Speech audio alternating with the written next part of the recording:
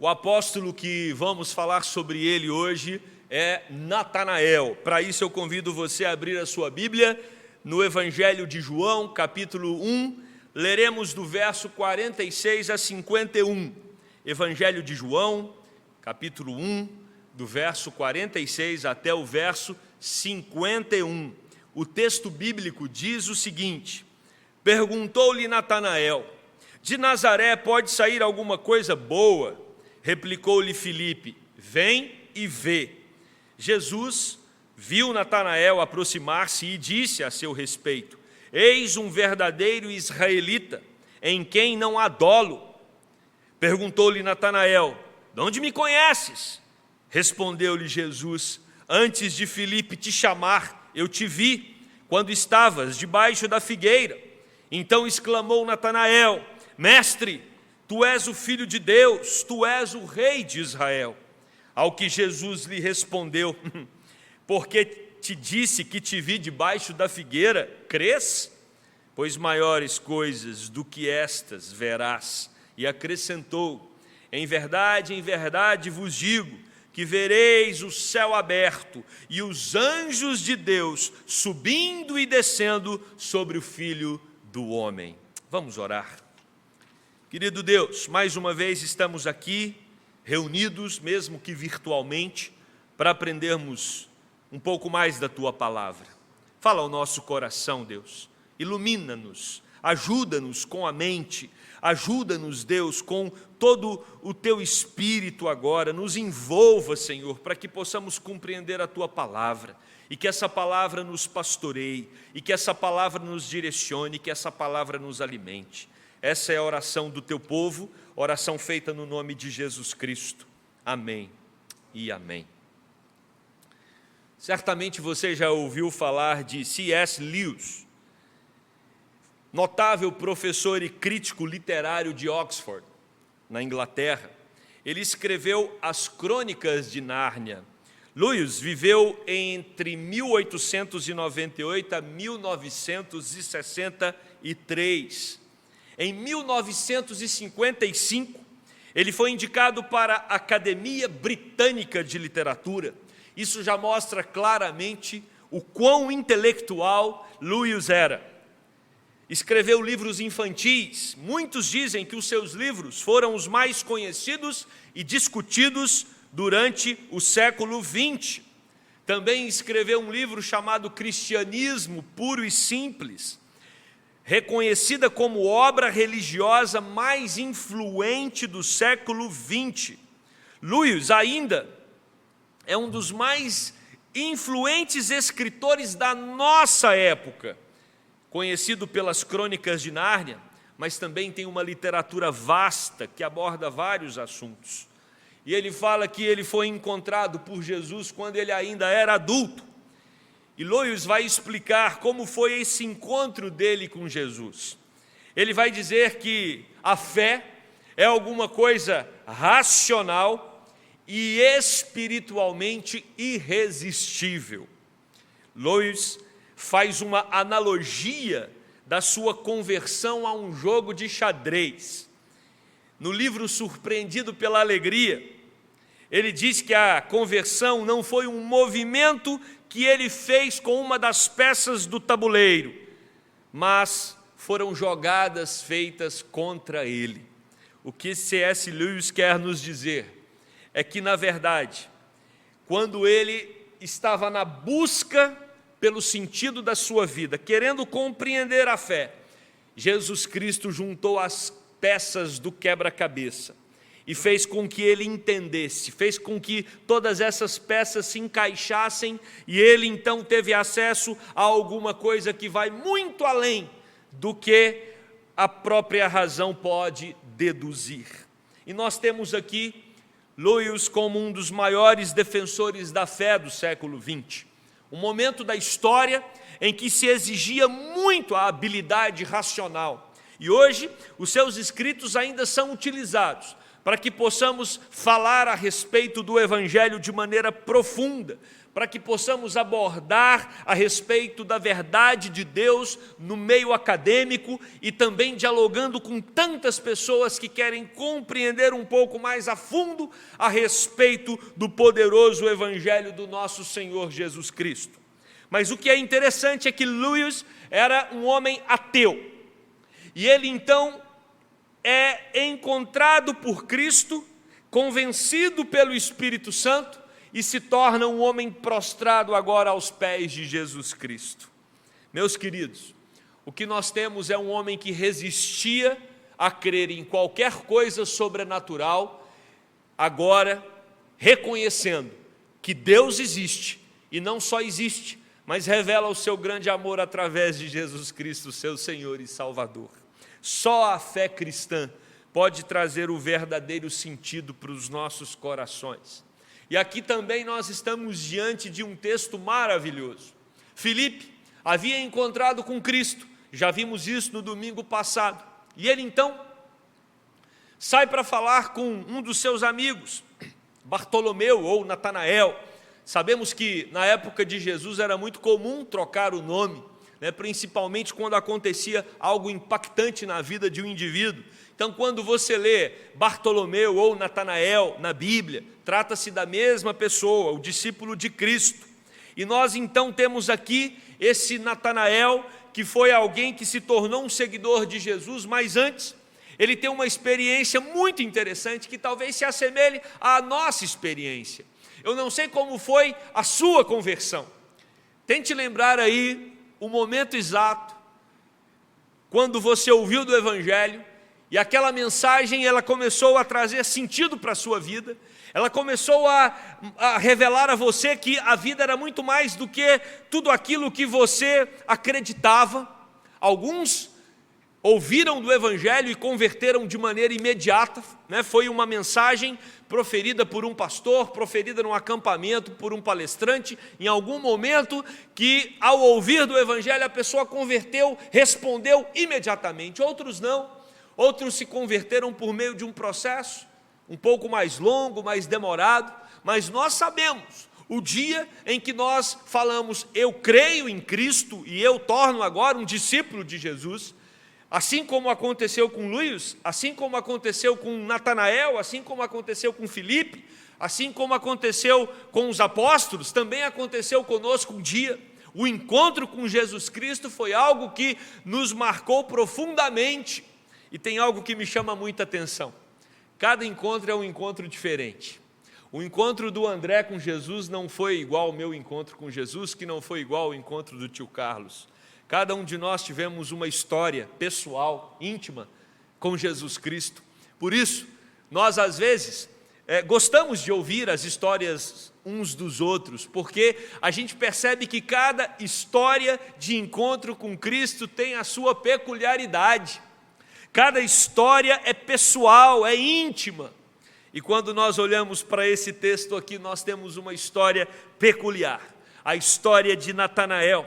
Quando Filipe chega até ele e diz, Natanael, encontramos o Messias, o Filho de Deus, o Nazareno. Natanael responde, mas Filipe, será que é possível sair alguma coisa boa de Nazaré? O que nós temos é Natanael usando o método de dedução lógica. Alguns acham que Natanael está sendo irônico aqui. É como se ele estivesse fazendo uma piada jocosa com a cidade de Nazaré. Não, mas não é essa a ideia do texto. Se você observar o estudo no original, e se você também perceber, todos os comentaristas, eles coincidem ao dizer em uníssono que quando Natanael faz esse questionamento, de Nazaré pode sair alguma coisa boa, não é que Nazaré estava impedida de ter coisas boas, é porque de acordo com todo o estudo do Antigo Testamento, de acordo com toda a análise que eles faziam naquele momento, na expectativa da chegada do Messias, não era possível que o Messias saísse de Nazaré, porque eles esperavam e eles estavam inundados por uma expectativa muito política. Então, na mente do judeu, na mente dos israelitas daquele tempo, esse Salvador, esse Messias, ele deveria surgir nos grandes centros, ele deveria surgir diante das classes que dominavam naquela época, diante dos poderosos. Nazaré era uma cidade muito simples, do interior da Galileia. Então, na mente de Natanael, não era possível o Messias, aquele que viria para governar sobre Israel, sair de uma cidade sem qualquer relevância para o momento histórico e sem qualquer contribuição em termos políticos para aquele momento. Ele fala, mas Filipe, não é possível, não pode sair de Nazaré aquele que irá governar Israel, para que Israel governe sobre todas as nações. E aí, o que nós temos é Filipe falando para Natanael, então vem e vê, vem e vê. Filipe o convida para tirar a prova. Muitas vezes, meus queridos, nós também somos convidados a vir e ver, a vir e ver. Quantas vezes pregamos o Evangelho para outras pessoas, e essas pessoas falam, mas eu não consigo acessar o que você está falando, eu não consigo crer como você crê, eu não consigo entender que um homem que morreu há 2000 anos atrás pode ter ressuscitado. Essa mensagem não tem lógica, assim como não tinha lógica para Natanael que o Messias saísse de Nazaré. E aí Filipe diz para Natanael, vem e vê. Só que se alguém nos colocar diante dessa situação hoje, nós não podemos dizer para a pessoa, vem e vê, porque Jesus não está mais entre nós. O texto bíblico diz que ele morreu, ressuscitou e foi assunto aos céus. Ele está assentado à direita de Deus. E aí você fala, então como nós vamos fazer? Filipe poderia dizer naquela situação para Natanael, venha e veja. E hoje, o que nós faremos para comprovar a presença de Jesus, o poder de Jesus, a pessoa de Jesus, a obra de Jesus, a messianidade de Jesus Cristo? Qual é a prova que nós temos? E aí, meus irmãos, nós entendemos à luz da palavra do nosso Deus a razão pela qual fomos chamados para sermos discípulos de Jesus. Jesus não está mais presente entre nós, mas Jesus está na nossa vida através do Espírito Santo. Por isso nós não falamos venha e veja, como se Jesus estivesse em algum lugar, conforme aquele momento, mas nós falamos e podemos e deveríamos falar, olhe para a nossa vida e veja. Nós somos as testemunhas de Jesus aqui na terra. Isso significa discípulos. Isso significa aquele chamado que nos foi feito para seguirmos a Jesus Cristo. Nós vivemos de acordo com os princípios dele. Não somos pequenos Jesuses aqui na terra. Nós não somos miniaturas de Jesus, mas nós somos seguidores de Jesus. E como seguidores, as pessoas precisam ver Cristo em nós.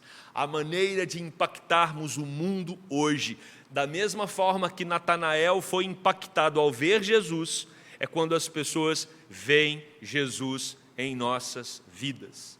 As pessoas precisam ver Cristo em nós.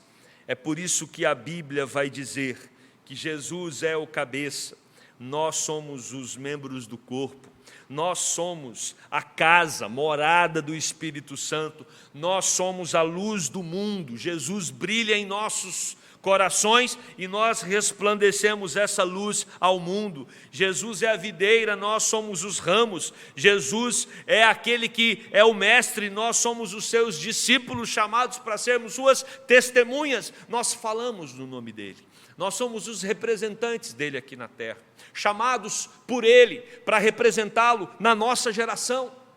Por isso, precisamos falar ao mundo a respeito de Jesus, mas também mostrar ao mundo a respeito da transformação que Cristo fez em nós e do poder do Evangelho em nós, para que os outros possam crer. Hoje não tem como falar, venha e veja Jesus fisicamente, mas podemos dizer, olhe para a nossa vida e veja. Veja como Ele viveu, de acordo com a maneira que nós vivemos. Uma vida centrada no Pai, que faz a vontade do Pai. A compreensão de que o sofrimento tem um propósito divino. Fomos chamados para seguir os passos de Jesus. Por isso os evangelhos estão aí escritos, traduzidos na nossa própria língua, para que nós possamos entender o modo como Cristo viveu e seguir os seus passos. Somos discípulos dele. Mas no texto, Natanael então segue Filipe. Ele fica surpreso, porque para ele não era possível o Messias surgir ali de Nazaré, mas Filipe diz, então venha e veja. E Natanael então ouve o seu amigo e acompanha Filipe. E o que nós temos aqui é, antes de Natanael e Filipe chegarem perto de Jesus, Jesus Cristo vê Filipe antes, Jesus Cristo vê Natanael antes, Jesus Cristo nos vê mesmo antes de encontrá-lo. É por isso que C.S. Lewis vai dizer que é como jogar xadrez. Antes dele concluir uma jogada, Jesus Cristo já tinha dado checkmate. Jesus Cristo já tinha liquidado o jogo. E é isso que acontece aqui com a experiência de Natanael. Natanael vem para ver se realmente pode sair alguma coisa boa de Nazaré. Mas antes dele chegar perto de Jesus, Jesus já o vê. Jesus já o conhece, porque Jesus Cristo nos conhece no íntimo. E aí, Jesus revela quem Natanael é. Versículo 47, Jesus viu Natanael aproximar-se e disse a seu respeito, eis um verdadeiro israelita em quem não há dolo. É Jesus quem toma a iniciativa e fala. É Jesus quem vai ao encontro de Natanael, mesmo Natanael vindo para testificar se poderia sair alguma coisa boa de Nazaré. Mas Jesus Cristo, ao ver Natanael chegando, ele diz, eis aí um verdadeiro israelita, em quem não há dolo. Ou seja, eis aí um judeu honesto, sincero, eis aí um verdadeiro israelita. Salmo 139, versículo 4 nos diz, ainda a palavra me não chegou à língua, e tu, Senhor, já a conheces toda. Se Natanael achou que ele ia fazer um movimento para checar, para verificar, através de uma perícia minuciosa, chegar à conclusão de que esse Jesus de Nazaré é o Messias, antes que isso acontecesse, Jesus Cristo já diz para Natanael quem ele é. E aí nós percebemos que esse comentário de Jesus é um comentário intrigante, porque ele emite um juízo de valor. Jesus está dizendo, eis aí um homem sincero, honesto, eis aí um verdadeiro israelita. Natanael não conhecia Jesus, mas Jesus conhecia Natanael. Talvez você que está acompanhando esse nosso culto hoje, fique aí pensando, né? Mas Jesus não me conhece, Jesus não sabe quem eu sou, Jesus não sabe da minha realidade, Jesus não me sonda o coração, Ele não consegue identificar os nós, as crises da minha alma, Jesus não sabe o que eu estou enfrentando. O que eu tenho para dizer para você à luz desse texto é que você pode pensar que Jesus não sabe, como Natanael achou que Jesus não o conhecia. Mas Jesus conhecia tanto Natanael quanto Jesus conhece a sua realidade. A pergunta é se a realidade que Jesus conhece de nós, ela é uma realidade semelhante àquela de Natanael. O que Jesus enxerga quando Ele olha para nós? O que Jesus comenta ao nosso respeito? Será que Jesus, quando olha para nós, Ele vê em nós verdadeiros discípulos? Será que Jesus, quando olha para nós, Ele pode falar, sondando o nosso coração, conhecendo a nossa alma, que somos pessoas sinceras, somos pessoas honestas? Será que Jesus, Ele consegue, será que você entende, né? Que Jesus, quando olha para o seu coração, Ele identifica exatamente aquilo que você é? Porque esse mesmo Jesus é aquele que olha para os escribas e fariseus, para parte da liderança religiosa daquela época e diz: vocês são hipócritas, vocês vivem uma vida dupla, por fora vocês querem transparecer super espirituais, mas por dentro vocês estão podres com seus pecados. Jesus é aquele que olha o coração, e quando Jesus olha o coração de Natanael, ele vê um homem piedoso, um homem devoto, um homem de oração, um homem que o ama, um homem que está desejoso para encontrar o Salvador, o Messias, e por isso que ele segue Filipe. Por isso que essa pergunta, essa colocação de Jesus é intrigante, é provocante. Um desconhecido dizer que você é sincero, um desconhecido dizer que você é honesto, um desconhecido dizer que você é um verdadeiro israelita, como pode? E aí, agora, é Natanael que vira para Jesus e faz uma pergunta, né? Natanael pergunta para Jesus: de onde você me conhece? Eu vim aqui para te conhecer, mas de onde você me conhece? Jesus então responde para ele: antes de Filipe te chamar, eu te vi quando estavas debaixo da figueira. Esse texto aqui é muito interessante. A resposta de Jesus revela que Natanael está diante de alguém que acessa a intimidade mais secreta. Provavelmente,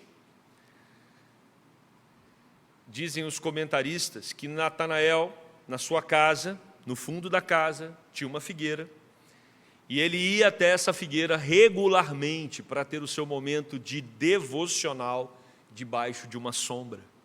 Então era na sombra, debaixo da figueira, que Natanael buscava a presença do Senhor. E o que Jesus está dizendo para Natanael é que Jesus tem observado essa atitude dele, de buscar a presença do Pai debaixo da figueira. E Calvino vai dizer: mesmo antes de encontrar Cristo, Cristo já observava Natanael. John Jones diz: Natanael era um homem entregue ao estudo, à oração e à meditação. E John Jones também vai dizer que na casa humilde havia então essa figueira que era usada por Natanael para orar por horas ali debaixo dela. Isso é uma probabilidade, não é uma afirmação. E aí, o verso 49 mostra o quanto Natanael se sentiu impactado com aquela fala de Jesus. Provavelmente, ninguém tinha acesso a esse momento íntimo de Natanael debaixo da figueira. Por isso ele se surpreende com o fato de Jesus revelar que o viu debaixo da figueira. E não só o viu, por vê-lo debaixo da figueira, é que Jesus conclui que ele é um homem sincero, honesto, um verdadeiro israelita. Para Jesus ter essa conclusão de Natanael, é porque Jesus tem observado a vida daquele homem, assim como Jesus tem observado a nossa vida. E se Jesus olhasse para nós, num momento como esse que estamos vivendo, cada um debaixo das suas figueiras, muitos de nós reclusos em nossas casas, mais do que éramos antes desta pandemia, quando Jesus olha para cada um debaixo da sua própria figueira, como Cristo tem nos encontrado? Será que Jesus pode chegar à mesma conclusão que ele chegou quanto a Natanael? Será que Jesus diria que, assim como Natanael, nós somos homens e mulheres sinceros, honestos, marcados por uma vida de oração intensa, incessante, uma vida marcada de meditação na palavra? Será que nós temos intensificado a nossa busca por Deus, como Natanael naquele momento e naquele contexto buscava a presença do Senhor e tinha o seu coração ardendo pela chegada ou para a chegada do Messias? O que esse texto nos mostra é que Jesus encontra um homem piedoso e devemos nos preparar para que Cristo também nos encontre como homens e mulheres piedosos, que o amam de todo o coração. Natanael então reconhece Jesus como mestre, filho de Deus e rei de Israel. O verso 49, nós temos então o reconhecimento pleno da parte de Natanael a respeito da messianidade de Jesus. Como eu já falei, o coração desse homem ardia pela chegada do Messias. Nossos corações precisam também arder pela volta de Cristo. Será que se Jesus nos encontrasse hoje, Ele nos encontraria com o coração aquecido, desejoso de encontrá-lo? Se Jesus voltasse hoje, seja sincero, o que Ele diria para você? Às vezes nós estamos numa expectativa muito grande desse momento de pandemia passar, para que possamos encontrar uns aos outros. E quando eu falo uns aos outros, não é só aqui na igreja, mas também na nossa família. Pessoas que amamos, abraçarmos essas pessoas, termos um momento de intensa comunhão. Muitos estão numa expectativa muito grande para que isso aconteça. Mas à luz desse texto, outra pergunta deve ser feita. Será que o nosso coração está desesperado, ansioso, ardendo, para encontrar também com Cristo, para que Cristo venha, e nós possamos então abraçá-lo, e nós possamos então encontrá-lo nas nuvens, como diz a palavra de Deus, e dessa forma então vivermos com Ele para sempre? Você quer mesmo que isso aconteça? Quando Jesus olha para o nosso coração, Ele encontra esse desejo. Natanael reconhece que Jesus é o Todo-Poderoso Filho de Deus. E aí Jesus então não poderia simplesmente parar por aqui. Jesus diz para Natanael: Natanael, se você creu só por causa de eu ter te encontrado debaixo de uma figueira, eu quero dizer mais, vamos apontar para o futuro. Em verdade vos digo que vereis o céu aberto e os anjos de Deus subindo e descendo sobre o Filho do Homem. Olha que maravilha, irmãos, que maravilha. Natanael olha para trás, quando ele encontra com Filipe e é abordado por Filipe, e ele fala, olhando para trás, olhando os livros proféticos, observando o que os teólogos do momento dizem, não pode vir o Messias de Nazaré. Mas Filipe diz, vamos olhar para o presente, venha comigo. E Natanael vai. E no presente, Natanael tem um encontro com Cristo. E esse encontro com Cristo é impactante. Mas Cristo não quer que o encontro dele com Natanael seja apenas numa perspectiva presente. Por isso Jesus mostra, Natanael, porque eu te vi debaixo de uma figueira, você creu, eu quero que você olhe para frente. Porque em verdade te digo que vereis o céu aberto e os anjos de Deus subindo e descendo sobre o Filho do Homem. O Evangelho é uma chamada para olhar para um futuro de esperança. O Evangelho é um convite para aguardarmos o retorno do nosso Senhor Jesus Cristo. E precisamos estar com os corações desejosos, ansiosos para esse grande dia. Natanael precisava entender que coisas maiores seriam reveladas para ele, à medida que ele descobrisse quem era Jesus. E ele se torna um discípulo de Jesus. E ele vê coisas maravilhosas acontecendo através de Jesus. Ele vê Jesus Cristo morrendo e ressuscitando e sendo assunto aos céus. E ele então se torna um propagador da mensagem de Jesus a vários lugares. Nós aprendemos através dos livros de história que Natanael evangelizou com muita probabilidade na Armênia, na Mesopotâmia, na Índia. Ou seja, ele teve um foco evangelístico no Oriente.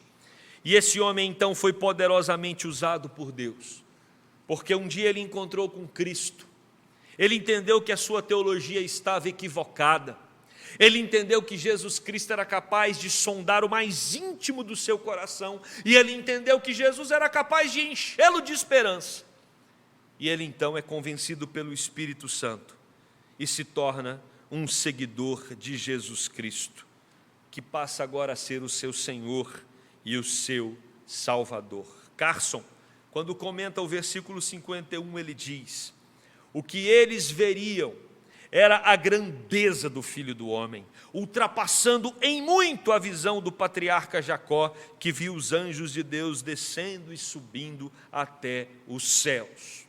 O que está reservado para aqueles que creem em Jesus Cristo é alguma coisa que vai muito além de tudo aquilo que já foi profetizado no Antigo Testamento. O que nos aguarda é a completa redenção a partir do retorno de Jesus Cristo e do chamamento dele para vivermos eternamente na sua presença. Quero concluir esse sermão. Se você ainda não teve um encontro com Jesus Cristo, se você ainda não experimentou dessa fé, se você ainda é um questionador, como foi Natanael, como foi C.S. Lewis, se você é alguém que ainda tem dúvidas no seu coração, não consegue perceber o quebra-cabeça se formando, você ainda acha que pode fazer jogadas no xadrez que vão ser superior àquelas que a fé cristã tem para apresentar para você, talvez seja momento de você repensar a sua vida. Natanael encontrou com Jesus e teve a sua vida transformada. C.S. Lewis encontrou com Jesus e teve a sua vida transformada. Milhares de pessoas ao longo da história encontraram com Jesus e tiveram as suas vidas transformadas. E o convite de Jesus para você hoje é: encontre com Ele e você vai ter a sua vida transformada. E essa transformação é uma transformação para o presente, porque Jesus te conhece. Jesus sabe quais são os seus problemas, Jesus sabe quais são as suas dores. O ministério dele aqui na terra foi um ministério marcado por alguém que identificava a dor do outro. A todo momento Jesus estava observando as aflições das pessoas, a todo momento Jesus estava observando as crises, as enfermidades, as dores daqueles que estavam ao seu redor, e Jesus não mudou, Ele continuou o mesmo, e Ele olha para você e Ele diz: eu te conheço porque eu te vi debaixo da figueira, eu te vi chorando dentro do seu quarto, deitado na sua cama, eu conheço o desespero do seu coração, eu conheço a sua angústia, eu conheço a sua tristeza. E você então, surpreendido, vai dizer para Jesus: mas como o Senhor me conhece? E Jesus vai dizer: eu te conheço, porque fui eu que te criei, fui eu que te formei, e eu estou agora me revelando a você como Salvador. E se você crê em mim, você vai ver o céu se abrindo e os anjos subindo e descendo sobre o Filho do Homem. Você vai ter uma experiência que vai transformar a sua vida agora, mas também por toda a eternidade, porque a promessa de Cristo é vida e vida em abundância. A promessa de Cristo é algo que preenche todas as lacunas da nossa alma. A promessa de Cristo é promessa de alegria. Por isso que C.S. Lewis vai dizer no seu livro, Surpreendido pela Alegria, que encontrar com Cristo é ser inundado pela alegria que vem do trono dele. Receba dessa alegria. Conheça Jesus como seu Senhor e Salvador nessa noite. E você que já conhece, entenda que Jesus Cristo toma todas as questões, toma todos os seus problemas e suas aflições na sua mão. É Ele quem cuida de você, é Ele quem te sustenta. Fique tranquilo. Ele mostra para Natanael: eu conheço o seu passado, presente e futuro, e sou eu quem cuida da sua vida. Jesus conhece o meu, o seu presente, passado e futuro, e é Ele quem cuida de nós. Cabe apenas confiar e seguir como Natanael fez. Que Deus abençoe você e que Deus aumente a cada dia mais a sua fé, para que você seja um seguidor, um discípulo de Jesus Cristo, o nosso Senhor e Salvador, e que quando Jesus nos encontrar, Ele nos encontre como pessoas fiéis, tementes, sinceras, honestas, verdadeiros discípulos dEle. Amém. Vamos orar. Querido Deus, obrigado pelo exemplo de Natanael, um indivíduo que duvidou, um indivíduo que foi impactado por Cristo, e o indivíduo então agora impactado por Cristo desenvolveu a sua espiritualidade e saiu pelo mundo a contar a respeito dessa boa nova de salvação. Obrigado pela vida de C.S. Lewis, Deus, que também duvidou, encontrou e propagou a mensagem poderosa de transformação de Jesus Cristo. Oh Deus, louvado, bendito, exaltado seja o Teu nome, porque o Senhor continua transformando vidas, Deus. Um dia o Senhor transformou a cada um desses que fazem parte da Igreja da Gávea. Um dia, Deus, o Senhor transformou dos milhares da nossa geração que se espalham pelo mundo hoje te adorando. E certamente o Senhor tem poder para transformar aqueles que nos ouvem nessa noite que ainda não experimentaram do Evangelho do Senhor Jesus Cristo. Que eles possam, Deus, entender que só Cristo pode completar o quebra-cabeça. Só Cristo pode dar sentido para a vida. Só Cristo pode nos encher da verdadeira alegria, da verdadeira esperança e da verdadeira vida. E que essa vida, Deus, inunde os nossos corações. Que possamos ter a expectativa do retorno de Cristo, e que quando encontrarmos com Ele, Ele diga: servo bom e fiel. Que sejamos encontrados dessa forma, como verdadeiros discípulos de Cristo. Essa é a nossa oração, e a fazemos no nome dEle, Jesus Cristo, nosso Salvador. Amém.